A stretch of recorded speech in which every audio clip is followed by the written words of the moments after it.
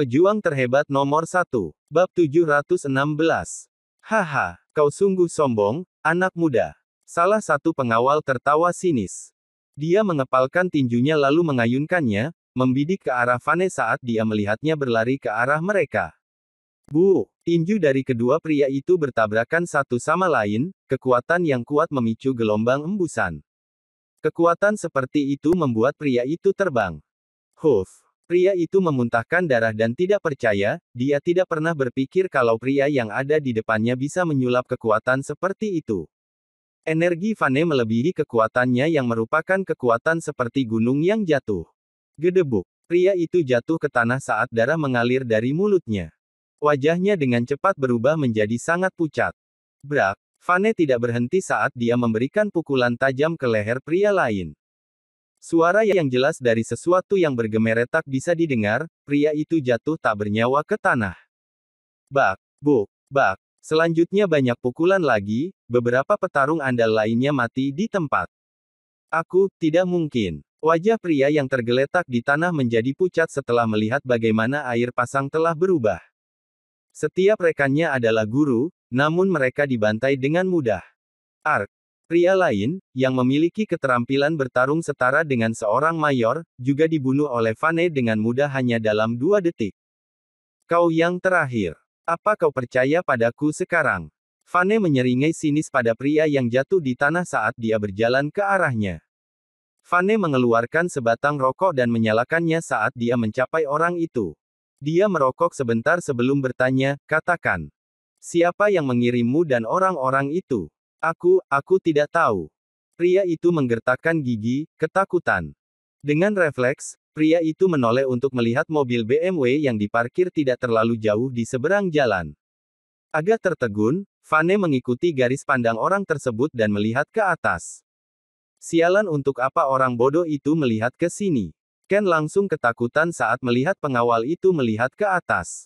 Dia dengan cepat menyalakan mesin mobil, menginjak pedal gas lalu kabur. Pada saat itu, dia dan Flynn sungguh ketakutan. Mereka adalah petarung terbaik di antara pengawal di keluarga White. Di antara mereka, 2 orang adalah petarung yang lebih dari biasa. Tidak pernah terpikir oleh Ken dan Flynn kalau Vane bisa membunuh mereka dengan sangat mudah. Vane tertawa melihat kecepatan para tersangka melarikan diri. Haha, mereka melarikan diri dengan cepat. Dasar pengecut. Tatapan Vane kini berbeda, kilatan keganasan muncul di mata pria yang tergeletak di tanah. Menarik belati keluar, pria itu bergegas menuju Vane lalu mengarahkan belati ke perut Vane. Swing. Tentu saja, Vane jauh lebih cepat. Dengan membalikkan tangannya, Vane menangkap tangan pria itu lalu menusukkan belati itu ke dada pria yang terkejut itu. Gilep. Bab 717. Ketika Vane melepaskan tangannya, pria itu langsung jatuh ke tanah, matanya masih terbuka lebar karena ketakutan. Cukup banyak orang yang ingin cari mati. Vane menyeringai tanpa perasaan, dia kembali ke mobilnya dan dengan cepat meninggalkan tempat kejadian. Kali ini, dia jelas harus menunjukkan kepada orang-orang itu konsekuensinya karena sulit baginya untuk menjalani hidup dengan damai kalau mereka terus-menerus mengganggu hidupnya. Ken mengemudi sudah jauh, masih khawatir saat dia melihat Vane tidak mengikuti mereka. Dia hanya bisa beristirahat setelah mereka tiba rumah keluarga Clark. Apa aku sedang membayangkan sesuatu, Flynn? Ada orang-orang dengan kekuatan bertarung tertinggi di antara para guru dari keluarga White, tapi Vane membunuh mereka dengan begitu mudahnya. Dengan gugup menelan ludah, Ken menyeka keringat dingin di dahinya. Flynn mengerutkan kening dan terdiam beberapa saat sebelum dia berbicara, apa yang terjadi? Mengapa aku merasa kalau orang itu seperti tidak meminum racunnya? Mungkinkah Ivan dan Sena menipu kita? Ken mengepalkan tinjunya saat dia mendengar apa yang dikatakan Flynn. Sialan. Sekarang setelah kau mengatakannya, aku mulai bertanya-tanya apa kita dikelabui oleh wanita itu, Sena. Kalau Vane sudah diracuni, dia tidak akan sekuat itu. Yang lebih penting lagi, Vane sudah membunuh seorang guru yang setara dengan tentara utama. Bukankah dia mengatakan kalau dia hanyalah seorang komandan kepala di Angkatan Darat? Mengapa dia bertarung dengan sangat luar biasa? Itu tidak mungkin. Pria itu bukan seorang mayor, itu pasti. Dia terus menyembunyikan kekuatan aslinya, tapi menurutku dia seorang marsekal. Saat dia memikirkannya, Flynn kemudian mengangguk, hampir tidak mungkin baginya untuk menjadi raja perang. Lagi pula, hanya ada sedikit orang yang menjadi raja perang, dan mereka sangat terkenal. Aku pikir dia seorang marsekal. Ada cukup banyak marsekal, dan itu sangat normal baginya untuk tidak terkenal. Kalau Vane sungguh seorang marsekal, mengapa orang itu ingin menyembunyikan identitasnya? Ken bertanya. Mana aku tahu. Flynn tidak bisa berpikir dan tidak mengerti mengapa Vane menyembunyikan kekuatan atau identitas aslinya. Selintas dia berpikir dalam benaknya dan saat itu juga matanya berbinar. Aku mengerti.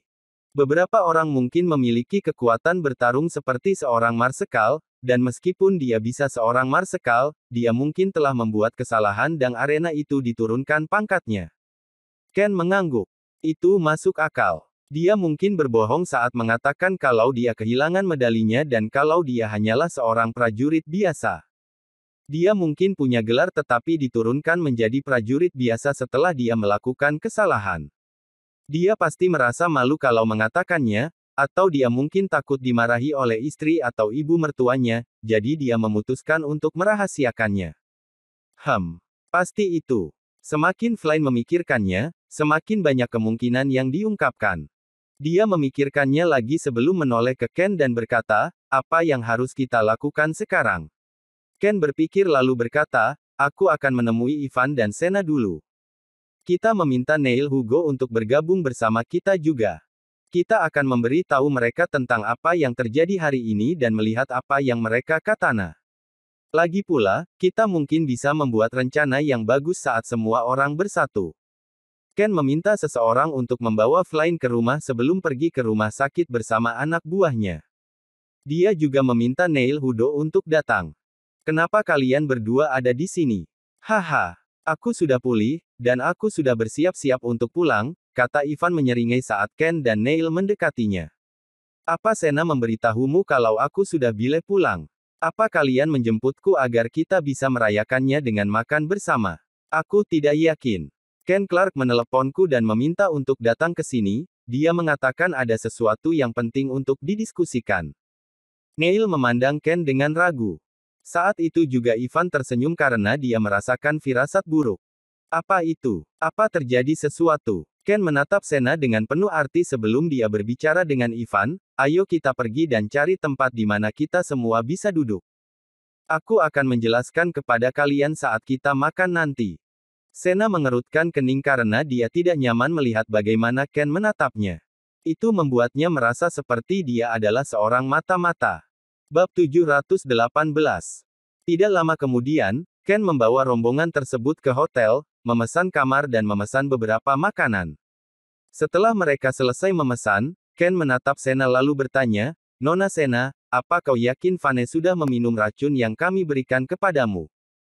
Sena terkejut dengan pertanyaan itu dan terlihat agak tidak yakin sebelum dia menjawab, ya, aku melihat dia meminumnya dengan mata kepalaku sendiri. Aku sendiri yang memberikan air mineralnya. Aku melihatnya minum setengah botol sekaligus dan membuang sisanya ke tempat sampah. Petik 2. Kau tidak salah ingat, kan? Ken bertanya lagi, masih ragu tentang apa yang sebenarnya terjadi. Tentu saja tidak. Aku ingat semuanya dengan jelas. Dia pasti meminumnya, kata Sena membela diri. Kenapa, Tuan Muda Clark, apa yang terjadi? Apa kau mencurigaiku kalau aku berbohong? Sebuah pikiran terlintas di benak Sena, ekspresinya langsung berubah menjadi dingin. Aku mempertaruhkan hidupku dan bekerja dengan berpura-pura untuk kalian. Tahukah kau betapa gugupnya aku?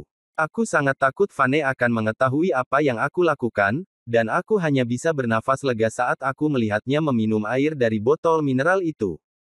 Beraninya kau mencurigaiku kalau aku berbohong.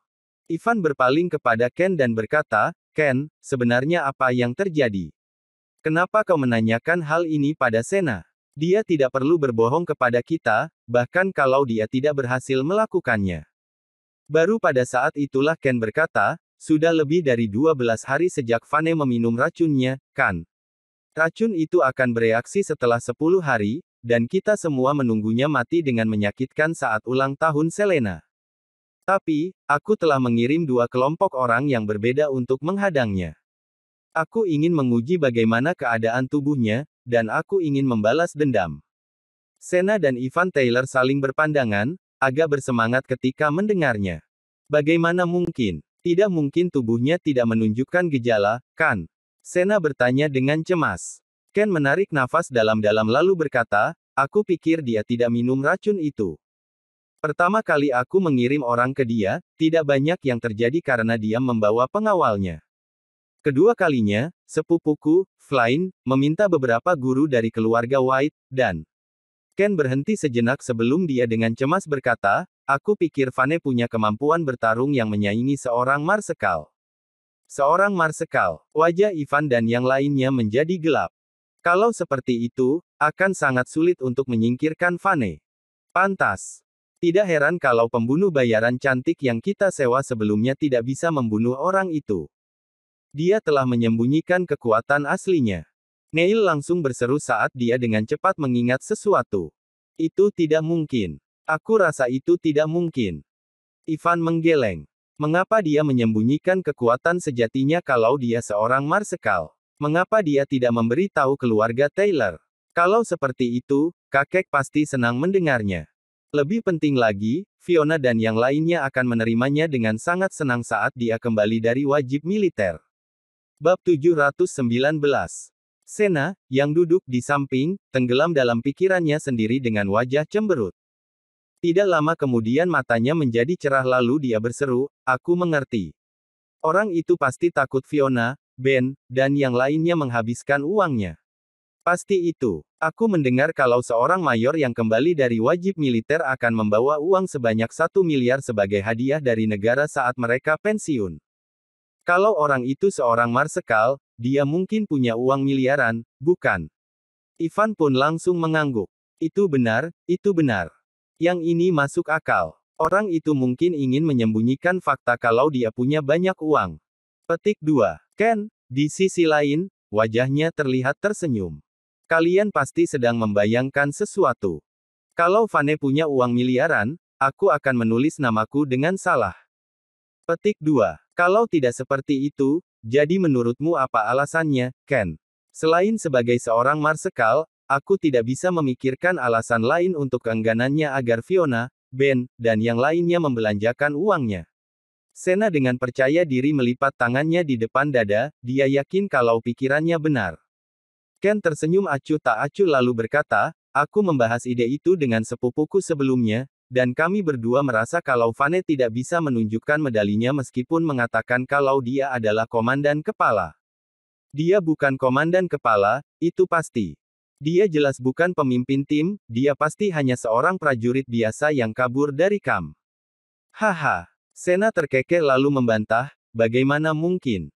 Bukankah kau sendiri yang mengatakan kalau kemampuan bertarung Vane seperti seorang marsekal? Bagaimana dia bisa menjadi prajurit biasa? Apa itu tidak bertentangan dengan kata-katamu sendiri? Kau sudah kelewatan. Iya, kekuatan bertarungnya hampir seperti marsekal. Bahkan kalau dia bukan seorang marsekal, dia harus dianggap sebagai salah satu yang terkuat di antara para mayor. Ken tersenyum acuh tak acuh dan berkata, apa artinya kalau dia begitu kuat tetapi hanya seorang prajurit biasa? Itu berarti dia pasti telah melakukan sesuatu yang salah selama menjadi tentara, dan dia tidak bisa mempertahankan gelarnya. Ivan akhirnya memahami alur pikiran Ken setelah. Haha, aku mengerti sekarang. Dia pasti akan dimarahi oleh Fiona dan yang lainnya kalau dia mengatakan hal yang sebenarnya kalau dia punya gelar marsekal, atau mayor, atau komandan kepala tetapi tidak bisa mempertahankannya. Selain itu, akan sangat memalukan kalau orang lain mendengarnya, bukan? Akhirnya Sena dan Neil juga mengerti. Tampaknya Vane malu untuk menceritakan hal tersebut kepada yang lain, jadi dia merahasiakan kekuatannya yang sebenarnya dan situasi yang sebenarnya. Neil teringat sesuatu dan berkata, hei, kalau Vane dulunya adalah seorang komandan kepala atau mayor, akankah negara masih memberinya hadiah sekarang karena dia seorang veteran? Negara pasti memberinya, jawab Ken. Aku mendengar seseorang membicarakan hal itu sebelumnya. Lagi pula, orang-orang yang dulunya mayor masih memberikan kontribusi besar bagi negara. Negara tidak akan meninggalkan orang-orang seperti Vane yang menjadi tentara selama 5 tahun, dan mereka pasti akan memberi orang-orang itu satu atau dua hadiah. Ken berhenti sejenak sebelum melanjutkan kalimatnya, tapi, bagi orang-orang seperti Vane yang melakukan kesalahan dan diturunkan pangkatnya menjadi prajurit biasa, hadiahnya mungkin turun dari 5 juta menjadi 2 atau 3 juta. Kalau imbalannya awalannya 5 miliar, itu mungkin telah dikurangi menjadi 2 sampai 3 miliar. Uang itu berkurang banyak. Saat mereka berbicara di antara mereka sendiri, Sena kemudian teringat sesuatu. Kalau Vane sungguh seorang marsekal seperti perkiraan Tuan Muda Clark, bukankah itu berarti dia punya sekitar 5-6 miliar sekarang? Seolah-olah dia mendapat pencerahan, seolah-olah dia telah melihat semuanya. Tidak heran pria itu bisa mengatakan kalau dia akan mengadakan pesta ulang tahun besar-besaran untuk Selena yang menggemparkan kota. Orang itu punya uang miliaran sekarang, setidaknya 4-5 miliar. Bab 720. Itu sangat masuk akal. Pantas saja dia berani sesumbar jadi tuan rumah ulang tahun Selena dengan megah. Dia yakin karena dia punya uang untuk melakukannya. Ivan berkata saat dia juga membayangkan gambaran yang lebih jelas. Sialan. Vane sangat rendah hati sehingga kita mengira dia hanya memiliki uang beberapa juta. Sungguh tidak terpikir olehku kalau dia punya uang sebanyak 4-5 miliar. Kalau dia sungguh punya uang sebanyak itu, seharusnya cukup untuk menghabiskan sekitar 1-2 miliar untuk mengadakan pesta. Sial, aku sedang menunggu untuk melihatnya mempermalukan dirinya sendiri. Ya, bagus sekali. Kita mungkin tidak akan bisa melihatnya gagal total seperti yang kita harapkan. Kalau begini, dia mampu mengadakan pesta ulang tahun yang megah. Gerutu Neil. Dia menuangkan anggur untuk dirinya sendiri dan menenggaknya sekaligus. Ayo, hidangannya sudah disajikan. Ayo ngobrol sambil kita makan. Begitulah, suasana hati Ivan juga berubah masam. Aku bahkan lebih marah pada kenyataan kalau kita telah menghabiskan beberapa juta untuk mengiklankan pesta mereka, dengan harapan semua orang akan muncul untuk melihatnya mempermalukan dirinya sendiri secara konyol. Seperti Ivan, Ken juga menuangkan segelas besar anggur untuk dirinya sendiri dan meminumnya sekaligus. Tiba-tiba, semuanya berjalan lancar untuknya, desisnya. Sementara kita telah membuat begitu banyak uang. Sialan. Apa yang kita dapatkan dari menghabiskan uang sebanyak itu? Dia bisa dengan mudah melanjutkan mengadakan pesta ulang tahun yang mewah. Bukankah kita membantunya dan memotong biayanya? Kita sudah membantu memotong beberapa juta biayanya untuk dia. Cih. Aku bahkan meminjam sejumlah uang dari teman-temanku dan berkata kalau aku akan mengembalikannya. Aku meminjam uang itu hanya untuk membantu mendanai iklan si brengsek itu. Neil menghela nafas dan tak berdaya. Ayahnya memiliki kendali ketat atas dirinya dan takut dia akan menimbulkan masalah, sehingga uang saku Neil berkurang setiap bulan. Itu tidak sepenuhnya tidak berguna. Kita masih bisa memainkannya. Ivan tertawa dan meminum seteguk anggur perlahan sebelum berkata lagi. Terlepas dari itu, dia tidak tahu kalau dia telah diracuni.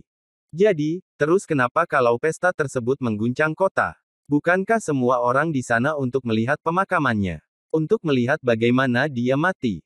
Haha.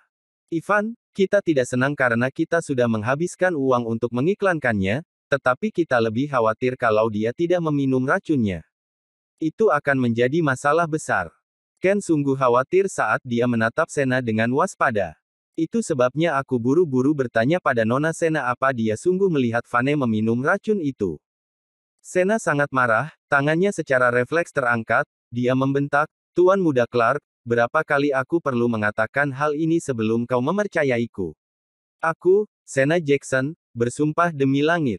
Kalau aku tidak melihat Vane meminum racun itu dengan kepala sendiri, aku akan disambar petir. Ken tidak punya pilihan lain selain percaya kalau Sena tidak berbohong kepada mereka saat dia mendengar apa yang Sena katakan. Baiklah, kami percaya padamu. Ken terdiam beberapa saat sebelum dia berbicara lagi. Aku sangat cemas, khawatir Vane telah menyuapmu dan kau berpura-pura bersama Ivan sehingga kau bisa mendapatkan informasi tentang kami. Sepertinya bukan itu masalahnya dan semuanya baik-baik saja. Bagaimana? Beraninya kau meragukan aku seperti itu? Dada Sena naik turun karena dia mendengar itu. Sena menatap Ken dengan marah lalu meledak, aku akan sangat marah kalau kau mengatakan itu lagi. Bab 721. Sena benar, Ken. Kau terlalu memikirkannya. Ekspresi wajah Ivan menjadi gelap seperti wajah Sena. Ken memberikan senyuman kecil dan merasa waspada sebelum akhirnya menjelaskan, aku melakukan sesuatu demi semua orang. Lagi pula, tidak mudah berurusan dengan Vane. Kita dulu berpikir bahwa dia hebat dalam seni bela diri karena terdaftar dalam dinas militer selama 5 tahun. Bagaimana kita bisa tahu bahwa dia menyembunyikan kekuatannya, kehebatan seorang marsekal? Pada saat ini, Sena tiba-tiba teringat sesuatu. Aku ingat sesuatu, ujarnya. Aku ingat Queen Senos meminta seorang marsekal untuk bertarung dengan Vane, meskipun pada akhirnya Vane membunuhnya. Aku dengar marsekal ini adalah murid Magnus Sutherland yang mendapatkan gelarnya karena pengaruh Magnus di ketentaraan. Vane kemudian mengatakan bahwa orang ini tidak memiliki kekuatan seorang marsekal dan bahwa dia beruntung telah memenangkan pertarungan dengan marsekal tersebut. Sena kemudian menduga, dengan informasi baru ini, mungkin bukan itu masalahnya. Bahkan jika marsekal itu sedikit lebih lemah, kemampuannya dalam bertarung seharusnya tidak jauh dari marsekal lainnya. Vane pasti seorang marsekal jika dia bisa membunuh orang itu. Ya ampun. Orang itu menipuku sehingga mempercayai kata-katanya. Orang itu menyembunyikan kekuatan sejatinya dengan baik. Neil berseru. Mari mengingat kembali semua yang bisa kita konfirmasi. Pertama, Vane memiliki sekitar 400 juta hingga 500 juta dolar bersamanya dan itu cukup baginya untuk menyelenggarakan pesta ulang tahun yang menggemparkan kota di Provinsi Tengah. Kita telah membuang-buang uang untuk membuat iklan gratis untuknya. Kedua, kekuatan Vane bisa disamakan dengan kekuatan seorang marsekal meskipun dia pasti kehilangan tokennya karena alasan yang tidak diketahui. Jadi, dia menyembunyikan identitas dan kekuatan aslinya. Ketiga, kita bisa yakin dia telah mengonsumsi racun. Entah bagaimana, racun itu tampaknya tidak memberikan efek yang jelas padanya dan dia masih sangat kuat. Ken membuat kesimpulan tersebut sambil menatap semua orang di ruangan itu. Baiklah, beritahu aku sekarang. Apa yang harus kita lakukan selanjutnya? Kalian mengatakan bahwa racun itu akan memakan waktu lama untuk bekerja, jadi mungkin normal jika kita tidak melihat efeknya sekarang, kan? Ivan memulai analisisnya. Hari-hari berikutnya akan menjadi masa yang paling penting dan Vane akan disiksa secara fisik pada saat itu. Tubuhnya akan membusuk dan dia akan mati kesakitan. Mungkin normal jika kemampuan bertarungnya bisa tetap menjadi yang terbaik jika kau menguji kondisinya sekarang. Ken menilai apa yang dikatakan Ivan dan mengangguk setuju. Sepertinya kita harus berhenti mempekerjakan orang untuk mengujinya. Jika tidak, kita akan mengulangi apa yang terjadi hari ini. Kita tidak hanya kehilangan beberapa orang dalam pertarungan, tapi dia hampir menemukanku. Itu benar-benar tidak layak dilakukan. Kita tunggu saja dengan sabar sampai Vane mati saat ulang tahun Selena. Neil juga mengangguk setuju. Sepakat. Dia sudah diracun dan sekarat. Kita tidak perlu menghajarnya untuk melampiaskan rasa frustasi kita. Lagi pula, jika dia masih kuat, kita hanya akan menderita kerugian besar. Jangan lupa juga bahwa pria itu sangat pandai merencanakan berbagai hal, dan kau sendiri pernah mengatakan bahwa para pengawalnya cukup kuat. Mari kita dengan sabar menunggu 20 hari lagi. Sena menyesap anggur merahnya dan bibirnya melengkung menjadi seringai. Dulu kupikir pria ini adalah menantu yang tidak berguna. Tetapi aku tidak pernah menyangka dia akan begitu pintar dan mempermainkan kita seperti bola. Beruntung bagi kita karena dia telah meminum racunnya. Jika tidak, kita tidak akan pernah menjatuhkannya bahkan jika kekuatan kita semua digabungkan. Oh, benar. Aku hampir melupakan sesuatu. Ivan segera teringat sesuatu dan matanya berbinar-binar. Sambil tertawa terbahak-bahak, dia membual, bahkan jika Vane punya uang untuk memberikan Selena pesta ulang tahun yang menggemparkan kota, dia tidak akan membawa apa-apa selain rasa malu. Bab 722. Tidak membawa apa-apa selain rasa malu pada dirinya sendiri. Apa yang kau bicarakan? Dia bisa mengadakan pesta ulang tahun yang mewah jika dia punya uang, kan? Mengapa itu akan memalukan baginya? Baik Ken dan Neil tercengang melihat kepercayaan diri Ivan yang tiba-tiba meledak. Ivan tertawa terbahak-bahak sebelum akhirnya menjawab, itu karena salah satu sepupuku akan menikah. Apakah kalian kenal Cecilia? Dia akan menikah dengan tuan muda keluarga Gold. Lupakan soal detail lainnya, tapi Cecilia mengadakan makan malam pernikahannya di hari yang sama dengan pesta ulang tahun Selena. Satunya adalah pernikahan, yang lainnya adalah pesta ulang tahun saja. Menurutmu, yang mana yang akan dihadiri kakek dan anggota keluarga Taylor lainnya? Ivan terkekeh lagi, dan matanya bersinar dengan kepuasan murni. Aku sangat menyukai Cecilia. Haha, dia jelas melakukan hal ini pada Selena dengan sengaja. Langkah yang profesional. Ken terkekeh saat bertepuk tangan dengan gembira. Haha, karena kita telah membantu Vane dengan iklannya, seluruh kota tahu tentang pesta ulang tahunnya. Dia akan sangat malu jika begitu banyak kursi disiapkan untuk pesta tersebut tetapi tidak ada yang hadir. Oh ya, sepupumu itu benar-benar luar biasa. Dia tidak memilih hari lain dan bersikeras untuk memilih hari yang sama dengan pesta Selena. Itu sangat luar biasa. Neil berseri-seri dengan senyum lebar di wajahnya. Bahkan jika Vane mengubah tanggalnya sekarang, dia tidak bisa lepas dari ejekan orang-orang. Lagi pula, tidak baik mengubah tanggal untuk sesuatu yang sepenting pesta ulang tahun. Itu tidak akan membantunya karena pestanya telah diiklankan di mana-mana. Ivan tertawa lagi dan gembira melihat bagaimana situasinya berubah. Aku menelepon Cecilia setelah mendengar apa yang terjadi, hanya untuk mengetahui keseluruhan ceritanya. Dia mengatakan kepadaku bahwa Vane sangat keras kepala dan menolak untuk mengubah tanggalnya. Dia bersikeras mengadakan pesta di hari yang sama dengan pernikahan Cecilia. Orang itu yang memintanya. Jadi, perlakukan dia dengan benar. Benar, perlakukan dia dengan benar. Dia akan menderita jika bersikeras menyelamatkan mukanya. Jika dia akhirnya memutuskan untuk mengalihkan pesta mereja menjadi 2 hari lebih awal, orang-orang dari keluarga Taylor mungkin akan hadir di sana. Jika seperti itu, dia tidak akan berada dalam situasi yang memalukan seperti itu. Keluarga Taylor pasti akan menghadiri pernikahan Cecilia alih-alih pesta ulang tahun Selena. Sulit bagi mereka untuk tidak merasa malu. Sena terkikik dan jelas merasa senang juga. Haha, tidak memindahkan pesta ke tanggal yang lebih awal adalah hal yang baik. Jika dia tidak melakukan itu, bagaimana kita bisa melihat momen ketika tubuhnya menyerah pada racun di pesta itu?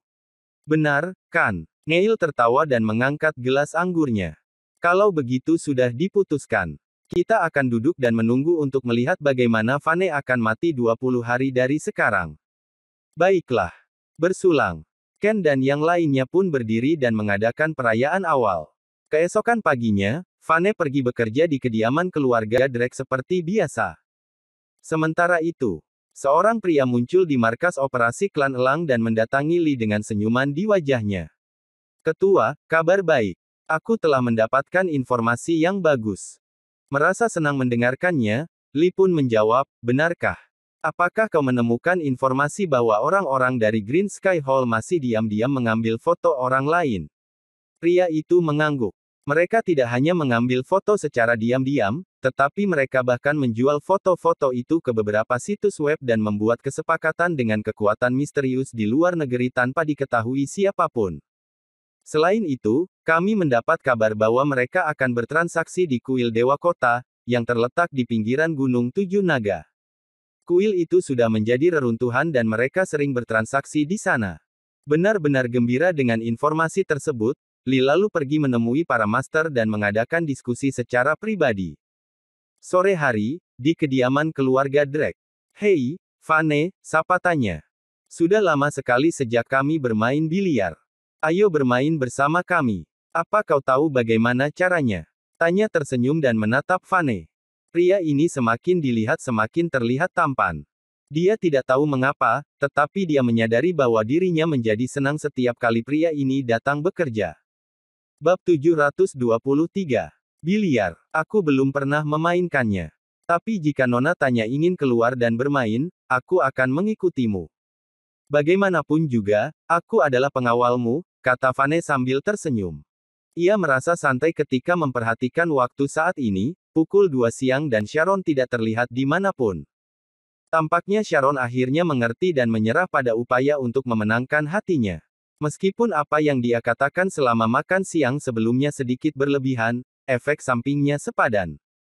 Setidaknya, gadis itu berhenti mengganggunya.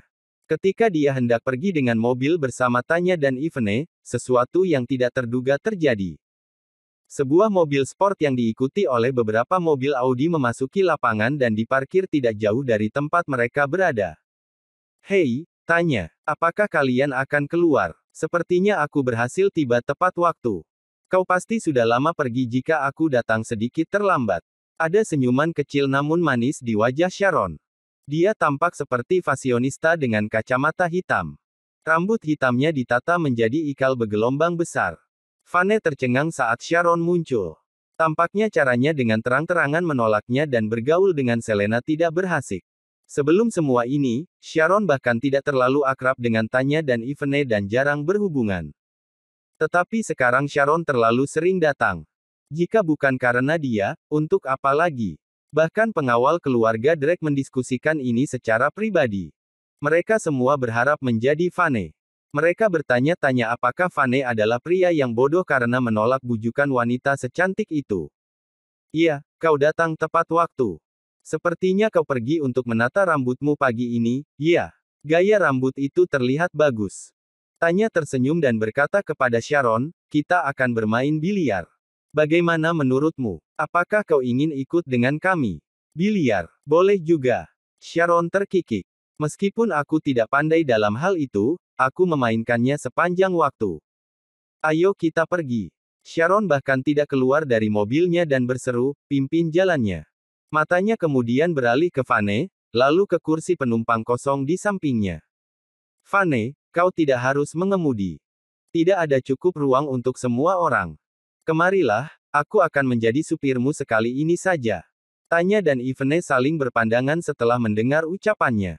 Mereka pun harus menahan tawanya. Baiklah. Karena Nona Sharon tidak membenciku, aku akan menerima tawaranmu dengan ramah. Vane tersenyum pahit. Karena Sharon yang mengajaknya, sepertinya terlalu kasar jika menolaknya. Selain itu, bukankah akan terlihat terlalu pengecut jika dia bahkan tidak duduk di sampingnya? Di dalam hatinya Sharon merasa senang ketika melihat Vane menyetujui sarannya. Begitu Vane masuk, Sharon mengikuti mobil Tanya dan Ivene yang berangkat lebih dulu. Vane, apakah gaya rambutku terlihat bagus? Sharon tidak bisa menahannya. Dia harus bertanya padanya saat menatap Vane dari sudut matanya. Karena tidak bisa berkata-kata lagi, Vane hanya menjawab, terlihat bagus. Keren. Tidak ada yang lebih penting daripada kau yang merasa ini terlihat bagus. Saat ini, Sharon merasakan ada kelitikan riang di perutnya. Bab 724. Tidak lama kemudian, beberapa mobil diparkir di luar mall yang tampak mewah. Tunggulah di bawah. Kami akan ke atas untuk bersenang-senang jadi kalian bisa mencari tempat dan menikmati teh susu jika kalian mau. Petik 2. Sharon memberi pengawalnya beberapa ratus dolar dan menambahkan, Vane ada di sini, jadi tidak apa-apa jika aku naik ke atas dan bermain biliar sebentar. Petik 2. Baik, terima kasih, Nona Sharon. Para pengawalnya menerima uang dengan hormat dan pergi dengan senang hati. Saat mereka berjalan, Vane memeriksa area tersebut dan berkata, tempat ini terlihat cukup mewah. Bermain biliar di sini pasti cukup mahal. Aku sudah beberapa kali ke sini dan ruang biliar di lantai atas cukup bagus. Mereka memiliki semua jenis minuman dan makanan penutup gratis, meskipun biaya di sini didasarkan pada setiap orang yang masuk. Harganya 100 dolar per orang, tidak peduli berapa jam kau akan bermain di sini. Petik 2. Tanya tersenyum lalu menambahkan, kita berempat di sini, jadi harganya 400 dolar. Petik 2. Vane mengangguk. Jika memang seperti itu, maka kita harus bermain lebih lama.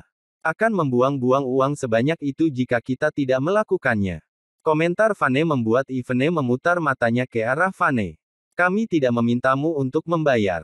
Kau di sini untuk menemani kami, jadi kami akan membayar. Selain itu, harganya hanya beberapa ratus dolar.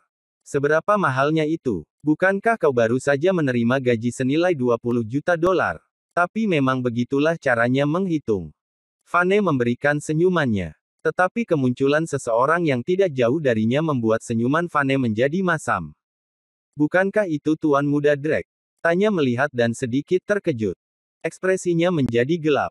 Kakak. Dia mendapat kabar bahwa kakaknya baru-baru ini bergaul dengan orang-orang dari keluarga Turner dan semakin sering berjudi dengan biliar. Dia tidak hanya kehilangan uang, tetapi dia bahkan pergi mencari pelacur bersama orang-orang ini. Jika ini terus berlanjut, dia akan rusak seperti orang-orang itu. Sementara itu, sial, aku kalah lagi. Timothy berteriak. Haha.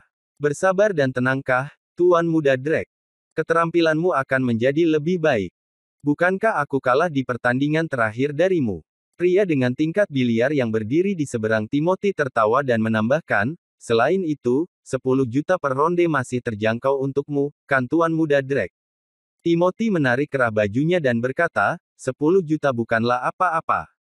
Aku mampu membayarnya. Itu uang yang sedikit bagiku. Dia lalu berjalan mendekat, mengambil sebotol minuman dan mulai minum.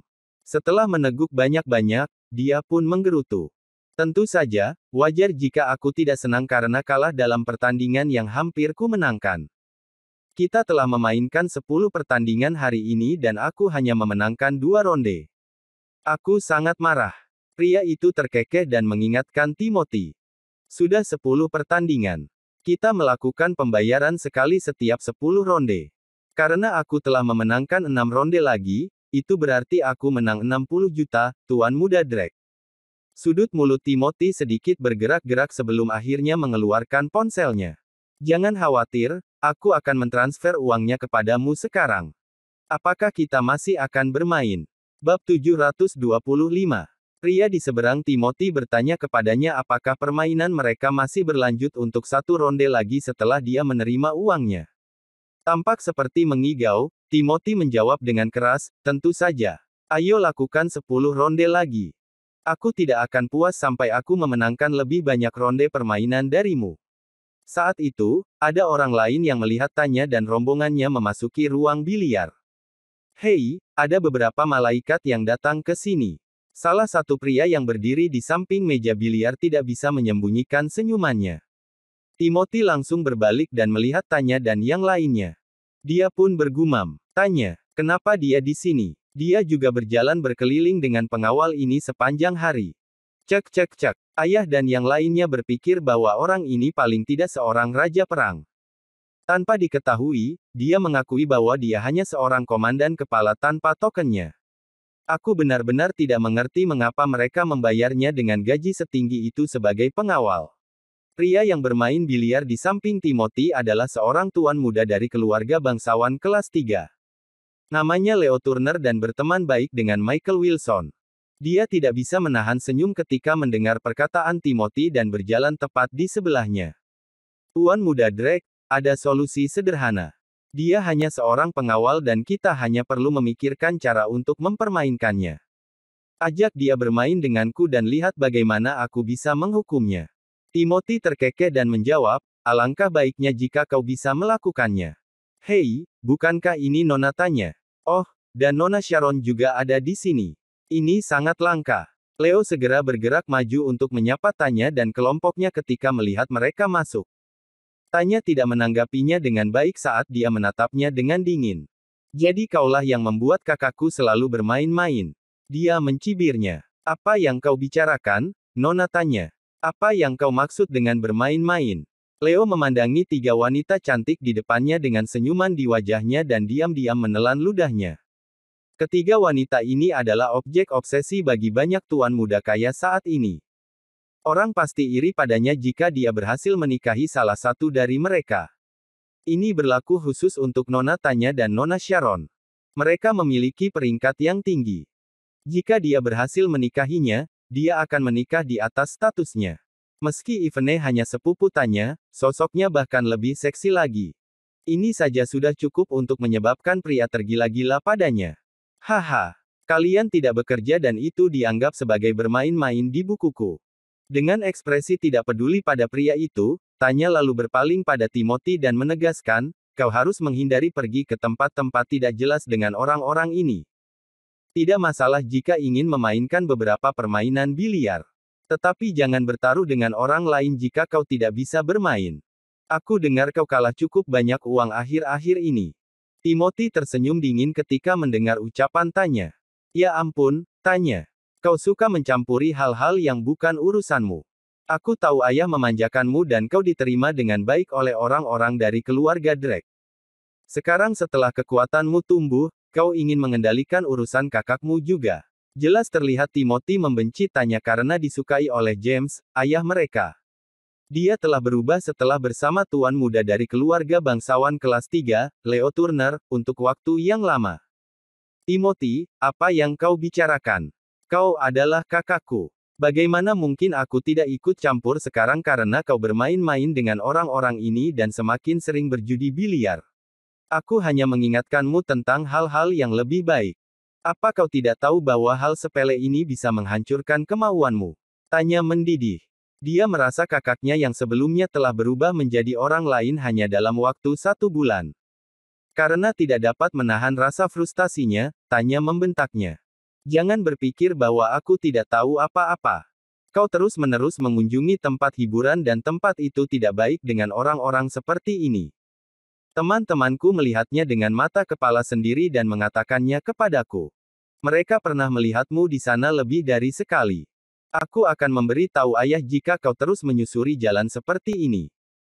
Haha, apakah kau mengancamku? Timothy tertawa mengejek. Orang kaya mana yang sekarang tidak suka bermain? Selain itu, beraninya kau mengatakan bahwa ini adalah tempat yang tidak baik. Aku pergi untuk pijat di tempat biasa. Jangan melontarkan tuduhan secara membabi buta tanpa memberikan bukti nyata. Bersambung.